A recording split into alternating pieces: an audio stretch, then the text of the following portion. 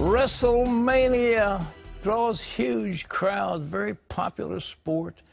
And inside the so-called squared circle, Shawn Michaels has faced off with the legends of wrestling, such names as Bret Hart, Hulk Hogan, and The Undertaker. And yet the man known as Mr. WrestleMania met his greatest match outside the ring. Take a look. The Showstopper, the Heartbreak Kid, Mr. WrestleMania. These are just a few names given to WWE superstar Shawn Michaels, and he wore them proudly. I just couldn't get enough of it. In his climb to the top of pro wrestling, Shawn also became known as a troublemaker, and that got him fired from the WWE. Then he turned to drugs. I was one of those good drug addicts. I suppose I hit it better. Shawn was wrestling for his life, but that was about to change. Well, welcome to the 700 Club, WrestleMania himself, Shawn Michaels. Shawn, good to have you with us. Thank you very much for having me. You were a troublemaker? Well, I was going to, as I said, no, that's an understatement. That is a huge understatement. I was more than just a troublemaker. Well, you got to be world champion. Why were you making trouble? Looks like you were sitting on top of the world. Well, from a worldly standpoint, I was, and from a sheer professional standpoint, I was the WWE champion. On top, as they say, everything was going well professionally, but in my personal life, I was an angry young man, and to this day, I don't know why. I was raised a good boy, and. What were you mad at? Well, you know what? I think a lot of it has to do with I started wrestling when I was 19 years old. And I don't think I even knew who I was as a young man yet. And then all of a sudden I go into this line of work to where I can pretend to be whatever I want. And I just used that as an escape. You wanted to be a wrestler at the time you were 12, didn't you? I mean, you wanted... Yes, sir. Yes, I saw it for the first time when I was 12 years old. I just fell in love with it, and by the time I graduated high school, I hadn't grown out of it. And were you wrestling in high school? Well, in Texas, it's high school football. High school football, high school football all the way. Yeah, and but I always knew I wasn't going to go on and continue to play football. I wanted to be a professional wrestler. And I bothered my parents and my dad enough to where he finally relented and allowed me to give it a try. You know, I've known some wrestlers, and I had led one to the Lord in a very dramatic occasion. A lot of that showbiz, isn't it? Oh yeah, for sure. Well, it is. It's still obviously a very physical line of work. I wake up every day and I don't ever forget what I did for a living for 25 years. Very physical line of work. You're on the road a bunch. But yes, we are out there to entertain. It is, I like to tell people, it's controlled violence. Yeah. It's sort of like a gymnastics routine. If you fall off a balance beam, it's still going to hurt, and you get tossed around quite a bit. Your body still aches. You've got aches and pains. Yes, sir, from head to toe. But I do my best to take good care of myself. As long as I train on a regular basis. But, my knees are sore, my shoulders are sore, my back is sore. My back is fused together. I'm going to have to get both these knees replaced. I'll have to get this shoulder replaced. It goes about this high, and that's about it. And and I can't get, just for all the police officers out there, I can never get arrested again because this arm doesn't go back behind my back anymore. So if you cuff me, you have to cuff me in the front. Let's hope that's okay. Well, you started taking drugs, though. Why drugs? Well, you know what? First, in your mind, you rationalize it. Oh, for the pain and this, that, and the other. I look at it, idle hands. Idle hands are the devil's workshop. Yeah. I just didn't know what to do with myself. I wasn't comfortable with myself. And so much of it was, me finding me. And that didn't happen until I came to the Lord. Believe it or not, it was me running from me for the longest time. And the drugs were what, giving you an identity, or masking the? It was an escape. It was me not having to deal with myself again.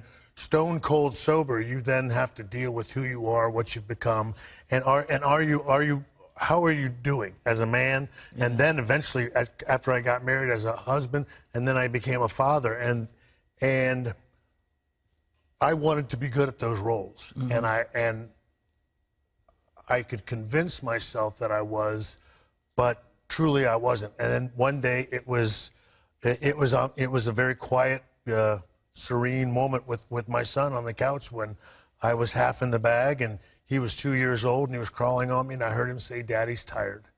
And I realized that day that he was now beginning to be able to see it, and it just tore me up. And I said I have to stop this. I can't live like this anymore. Were you able to kick it fast, or it took you? One day. One day you One kicked? day. Really? I mean, I tell everybody, and I've had people ask me, you know, gosh, how do you do it? And, you know, did you do the 12 steps? I did the one step. It was Jesus, and that was it. I drove the next day into the parking lot of Cornerstone Church, and I walked into the office, and I said, I'm looking for a Bible study. And I didn't know this. Years later, Pastor Matt told me that they all were in their offices and they heard Shawn Michaels was out there. They thought it was some kind of WWE punked episode or something. You know, and I had cameras with me, and of course I'm in there searching for the Lord, by the way.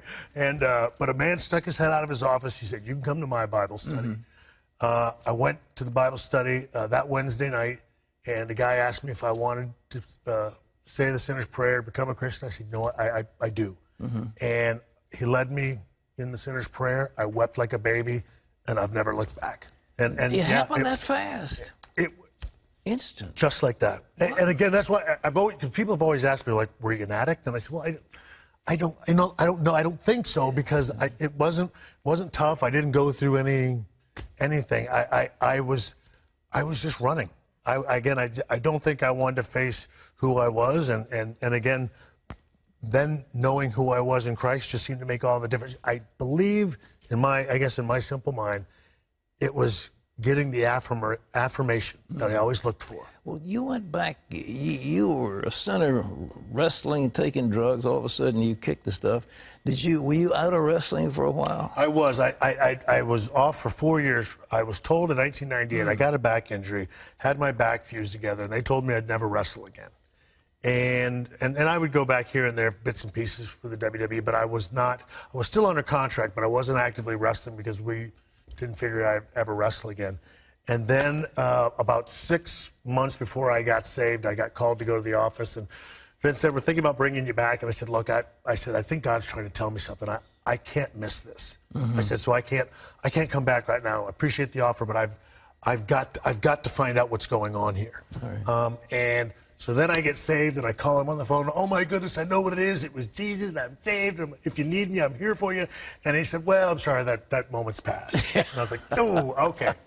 And then a couple months after that, he calls me.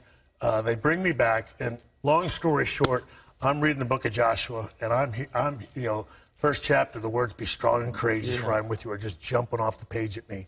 And I ran off the plane, and I went and called Vince, and I said, "I can wrestle again." I said, "I know I can do this."